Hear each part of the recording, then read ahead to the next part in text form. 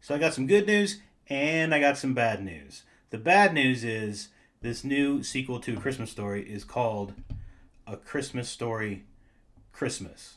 This is probably the worst name for a sequel that I've ever seen. It's stupid and I hate it. So that's the bad news. The good news is, besides the movie title, the rest of the movie is actually not that bad. If you want to watch this, it's available right now on HBO Max. But if you do go to watch it, make sure that you're watching the right movie, the right sequel to A Christmas Story. Because about 10 years ago, they came out with this here, A Christmas Story 2. And this is on HBO Max too. Like as well. Confused yet? Try to keep up. So yeah, A Christmas Story 2 came out about 10 years ago, and this is just hot garbage. So if you're going to watch the new sequel to A Christmas Story, make sure you're not clicking on A Christmas Story 2, because that's also on HBO Max. Make sure you're looking at A Christmas Story Christmas. So I'm going to give away some spoilers about it, and I just kind of have to just to kind of give the basic of the story. So just a heads up, spoilers coming in 3, 2, 1. So this story revolves around Ralphie. This is the same character, Peter Billingsley, the same kid who was Ralphie as a kid, is now all grown up, and he's playing Ralphie again. So he lives in Chicago with his family, and he's preparing for Christmas at his home in Chicago when he gets a call from his mom that his father has died. The old man. I think I don't even know if he had a name in the original, but they just called him the old man. He has died, and so now he has to take his family back to his hometown where he grew up in that house from the Christmas Story, and they're gonna have Christmas there because of the father's death. Now I'm assuming that the father died like the original father. I don't know why else they would do this. Let me check actually.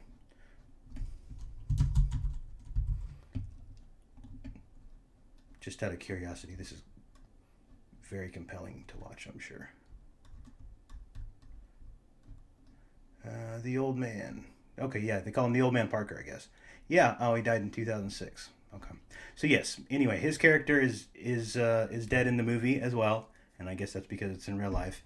Although the mom is still the same character, but they recast her, um, and his wife is way too hot for Ralphie. Ralphie is like, I don't know. She's much taller than him, and you can kind of see him here. But she plays the wife, and she's good in it, and Ralphie's good in it. It doesn't look like that would organically that couple would be an organic couple. But for the movie, it's fine. So he arrives home after driving the family, and he starts seeing these people from his childhood. I'm not going to go into too many details because I don't want to give too much of it away.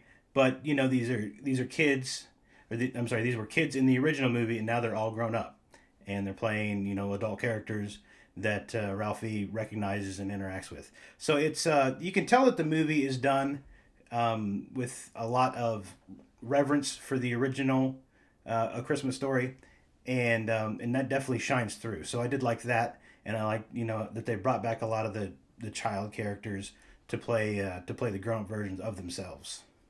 One of the things that seemed kind of weird is the daydream. He still has the daydreams in this one as he did as a kid.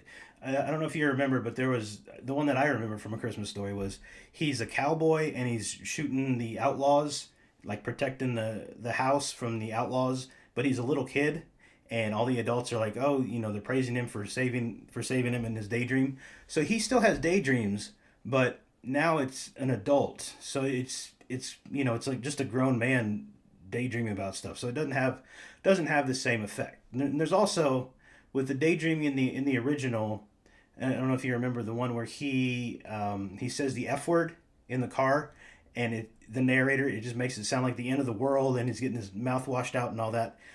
He has a lot of that, the same kind of moral crisis in this movie, but and it's the same kind of narration. It just doesn't land the same way because again, now it's just a grown up man. But there's a lot of callbacks to the original, and I don't think the daydreaming stuff lands, but a lot of it does. and a lot of the references do land. There was one thing: the leg lamp was referenced, but you never actually saw the leg lamp, which was kind of a pretty big part of the original Christmas Story. But you don't even see it in this one. So I was kind of disappointed by that. But overall, it's a good sequel. Again, it's much better than the Christmas Story 2. Uh, if you're going to watch one, definitely check this one out. And again, this one's newer, so I would say um, it's a fun movie to watch. I wouldn't say it's a something you got to watch every year like the original, but it's definitely worth checking out and a good use of time, especially now in the holiday season. So that's my review. Oh, I would say it's about it's. I mean, it's good. So I give it a 3 out of 5.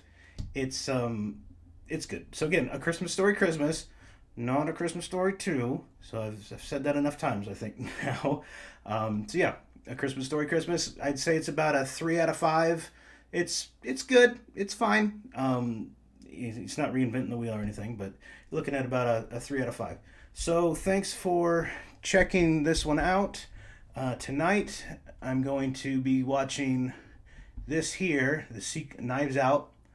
I'm sorry, Glass Onion, the sequel to Knives Out. So hopefully I can have that review up sometime this weekend. And if you want to see more reviews or just other videos from me, then do the like and subscribe and hit all the bells and buttons. And yeah, you guys know how to YouTube. All right, thanks. Bye.